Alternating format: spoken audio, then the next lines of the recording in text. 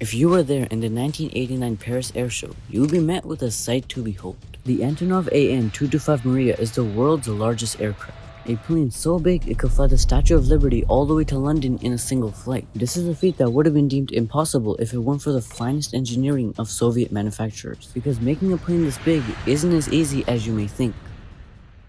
The Mriya was designed by the Soviets as a super heavy transport aircraft. Its purpose was to fly different parts of the Soviet space shuttle to their final launching site in Baikonur Cosmodrome in Kazakhstan. This meant that the Mriya would need to transport parts over 60 tons strapped to the top of the aircraft, a task that poses many engineering difficulties in flying the plane. It means that the frame of the plane is put through incredible stress from the weight above. And because the payload is strapped at the center of the plane, it's up to the engineering of the airframe to distribute that weight evenly so the plane doesn't end up snapping in half. But to maintain the plane's efficiency, they also couldn't overuse heavy materials like titanium or steel, and so the engineers had to find lightweight materials that could meet the strength requirements whilst finding a way to effectively use them to distribute the weight evenly. They do this by cleverly designing the airframe to spread across the length of the fuselage and wings. This would help stabilize the plane and maintain a more controllable center of gravity. For context, airframes are mainly made of components like longerons and formers. Each of these distribute the weight on different axes whilst working together to form the shape of the plane. We can compare the airframe of the 225 with the airframe of the Boeing 747 to get an idea of the principles used in the design. In the 227, you can see that the engineers put much more focus onto the longeron so that they could spread the weight across the axis, whilst in smaller aircraft like fighter jets, the focus is clearly put onto the formers for lateral stability in sharp turns. And these exact principles are used here in the 225. A larger focus on the longerons and stringers keep the plane stable from bending forces by distributing the weight evenly across the plane. The plane also features uniquely designed wings to help distribute the weight. Wings can come in all types of shapes and angles. Most modern planes use dihedral wings to increase the roll stability by elevating the center of gravity. But similar to the B-52, the 225 uses anhedral wings. These wings distribute the weight across the wings since the tips are positioned lower than the fuselage, evening out the payload. This gets into a few problems with stability that I'll get onto later, but distributes the weight effectively across the plane. But this clever weight distribution doesn't solve our problem of strength. Because the plane is already so heavy, we need a lightweight material that is also incredibly strong to resist the weight force. The two most common materials used for aircraft design are aluminum and titanium. But aluminum is just not strong enough, whilst titanium can easily hold the weight but is way too heavy. Because of this, we need a metal that is the Goldilocks between the two, the 7000 series aluminum alloy. 7000 series aluminum is the strongest aluminum alloy, with a strength nearly hitting the lowest titaniums whilst being at a weight barely above aluminum. Because of this, the material for the 225 was chosen to be 7000 series aluminum, with little parts of titanium that would keep the plane structurally intact from the immense weight. But making a plane that can resist all this weight is one thing, whilst making a plane that can fly with all this weight is another. All said and done, the Antonov had a max takeoff weight of 700 tons. That's an insane amount of weight to lift thousands of feet up in the air. Planes have a balance of lift, drag, thrust, and gravity to fly. But because our plane is so incredibly large, its weight and drag is already at extreme levels, which means that we need to up the other two forces to be able to get off the ground.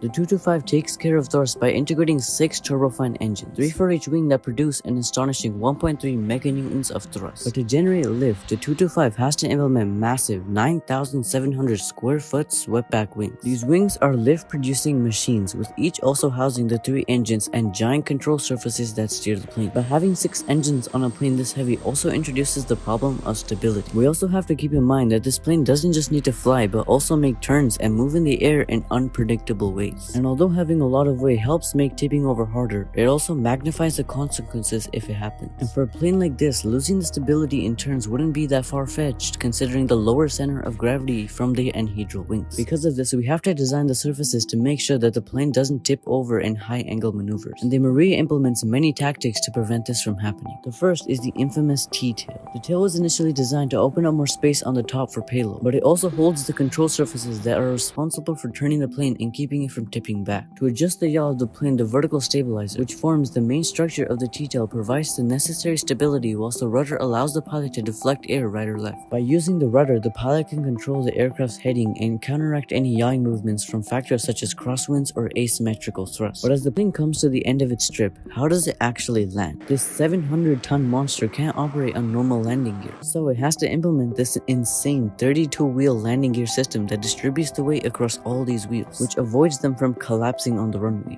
With that said, the Mriya was first shown to the West in the 1989 Paris Airshow, flying around with the Buran space shuttle. From the outside, the Mriya looked like a giant Soviet masterpiece that promised that the Soviets were only getting started in developing spacecraft. But in reality, the Buran only ever launched once, which left the Mriya a plane no longer with a purpose. Eventually, the Soviet Union collapsed and the Mriya was sent into storage at Kiev airport in Ukraine. Years later, the plane seemed destined to be taken for scraps. But in 2001, Antonov Airlines were faced with a cargo mission that was beyond the capabilities of even their largest 124s. Desperate for a solution, they turned back to the Mriya. With a bit of renovating, they brought the giant back to become the world's largest cargo plane. Since then, this has been the lifelong mission of the Mriya, the world's largest cargo plane, taking off with a weight of up to 1.4 million pounds, drawing crowds everywhere it went. That was until recently in 2022, when the plane was destroyed in the Battle of Antonov airports in Kiev as a result of the Russian invasion. Currently, the plane remains in ruins in the airport, but plans to finish a half-built second 225 have received major incentives since the destruction of the first plane. Either way, the Antonov An-225 Mriya was and maybe will be a fascinating relic of the Cold War, and is an icon for the possibilities of clever engineering in aviation.